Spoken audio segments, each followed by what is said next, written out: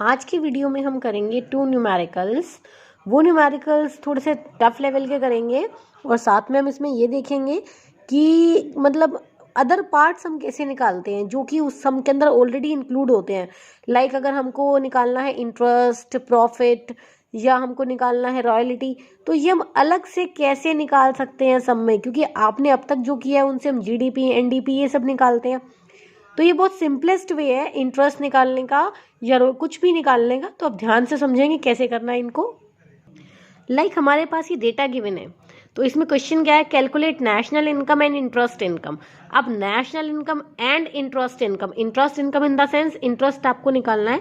तो इंटरेस्ट आपको अगर निकाले बिना नेशनल इनकम तो निकाल ही नहीं सकती, इम्पॉसिबल है, क्योंकि इनकम मेथड का हमारा फॉर्मूला क्या होता है, compensation of employees plus operating surplus plus mixed income plus NFIA is equal to national income. तो यहाँ पर इंटरेस्ट इनकम के बिना नेशनल इनकम नहीं निकल सकती। तो ये अंडरस्टूड है कि हमें नेशनल इनकम किसी और मेथड से निकालनी होगी पहले। तो किसी और मेथड के लिए हमें डेटा चेक करना है कि हमारे पास कौन कौन सा डेटा है। Compensation of employees, income method, as I told you कि जब भी आप सम करें तो आप लिख दें आगे कि कौन सा ये मेथड है, ये income method. Government final consumption expenditure, expenditure method. Net factor income from abroad, ये आपको हेल्प करेगा नेशनल इनकम के लिए। नेट एक्सपोर्ट्स, ये आपके एक्सपेंडिचर मेथड है। प्रॉफिट आपका इनकम मेथड है। NIT आपको हेल्प करता है। मिक्स इनकम, ये आपका इनकम मेथड है। रेंट आपका इनकम मेथड है। Private final consumption expenditure, expenditure method है।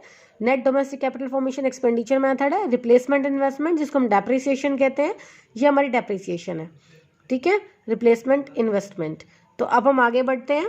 तो कुछ वर्ड्स तो कंफ्यूज करने के लिए दिए होते हैं, आपको उसको ध्यान से समझना है। जैसे कि मैंने अभी रिप्लेसमेंट इन्वेस्टमेंट बताया कि आपको तो लगता है इन्वेस्टमेंट है तो काउंट होगी, बट ये रिप्लेसमेंट है। तो रिप्लेसमेंट इन्वेस्टमेंट का मतलब जो आपने इन्वेस्टमेंट कर रखी है उसको रिप्लेस करने के लिए, वो आपने चैप्टर 1 में पढ़ा था, डेप्रिसिएशन रिजर्व फंड, ध्यान है।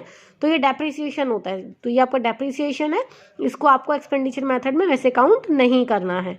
तो ध्यान से अभी सम से सबसे पहले हम एक्सपेंडिचर मेथड की हेल्प से निकालेंगे नेशनल इनकम। नेशनल इनकम निकलने के बाद फिर हमारा ये सेकंड स्टेप होगा, ठीक है।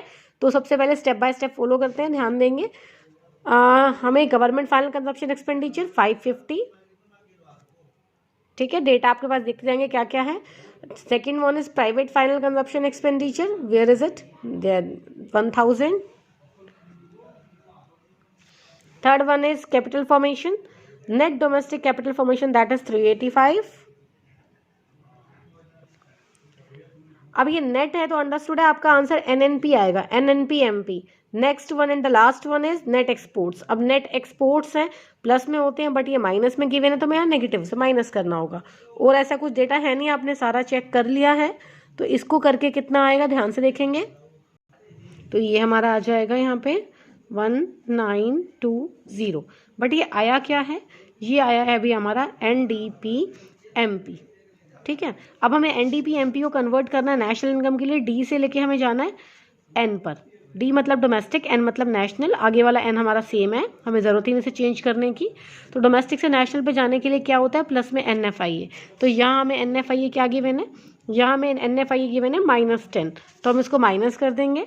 तो ये हो जाएगा आपका -10, 1920। अभी भी 1910। अभी भी हमें MP से FC पे जाना है, MP से FC सेकंड स्टेप। MP से FC पे जाने का सेकंड स्टेप हमारा क्या होता है, -NIT, नेट इनडायरेक्ट टैक्स। अब आपको -NIT चाहिए, ध्यान देंगे, -NIT है नहीं हमारे पास। हमारे पास इस सम में -NIT गिवन है एंड दैट इज 60 आपको माइनस करना है, ध्यान देंगे, -60। तो यहाँ पे आपका कितना आएगा, 1850 आपका क्या आ गया, NNP FC। तो ये तो हो गया हमारा first step. I hope so आपको ये फर्स्ट स्टेप क्लियर हो गया होगा, NNP FC मैंने कैसे निकाला है। अब जो मेन प्रॉब्लम है वो हमारे सेकंड स्टेप की थी। तो सेकंड स्टेप के लिए मैं आपको बताऊंगी हमें करना क्या है। हमारे पास फॉर्मूला होता है नेशनल इनकम का। क्या होता है, अगर मुझे इनकम मेथड से निकालना है तो हमारा फॉर्मूला है कंपनसेशन ऑफ एम्प्लॉयज, जिसको मैं COE लिख रही हूँ, प्लस ऑपरेटिंग सरप्लस, जिसमें कि आपके पास 4 कंपोनेंट्स होते हैं। बहुत सिंपल है, आप ध्यान देंगे, इसमें मैं आपको चारों चीज़ें क्लियर कर दूंगी, प्लस मिक्स्ड इनकम, ठीक है। हमारे पास ये टोटल जो कंपोनेंट्स हैं वो ये रहे, compensation of employees plus operating surplus plus mixed income. अब जो ये ऑपरेटिंग सरप्लस आपके पास है,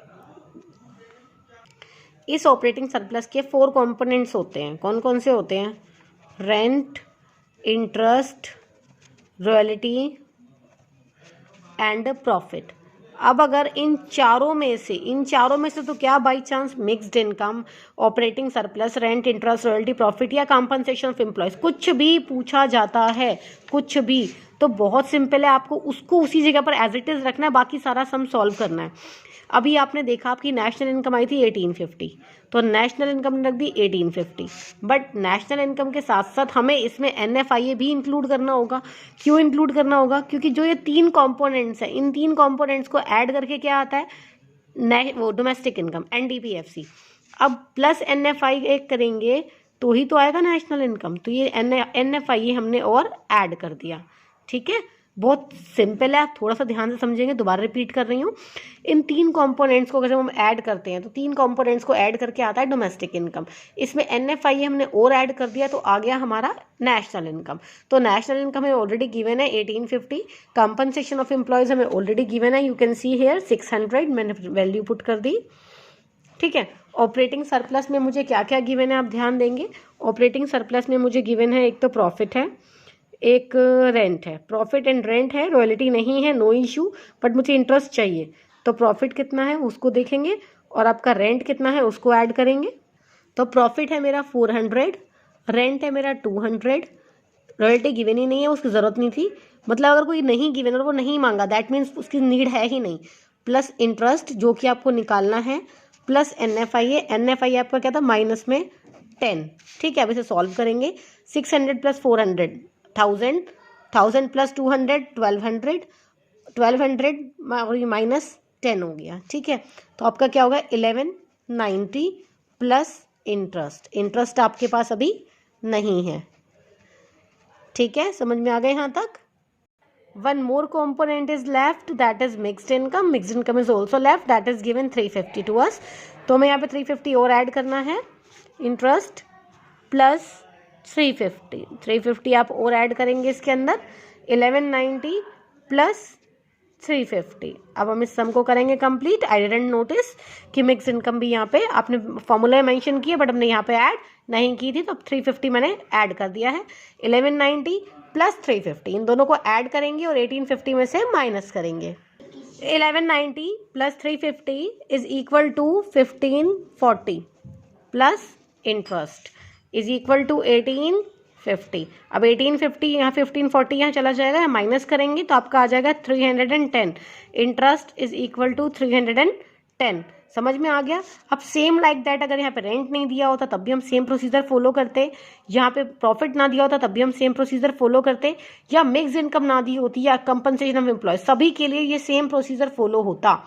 इट मीन्स हमें या तो सबसे यहाँ पे डोमेस्टिक इनकम चाहिए या हमें यहाँ पे नेशनल इनकम चाहिए, आगे का प्रोसेस सारा सेम है। अगर आपके पास यहाँ नेशनल इनकम होगा तो हमें NFIA ऐड करना होगा, दैट्स इट। अगर यहाँ नेशनल इनकम नहीं है तो हमें वहाँ NFIA नहीं ऐड करना, हम यहाँ पे NDPFC से ही काम चला लेंगे जैसे कि अभी हमने यहाँ पे किया है। आई होप सो आपको क्लियर हो गया होगा एक क्वेश्चन।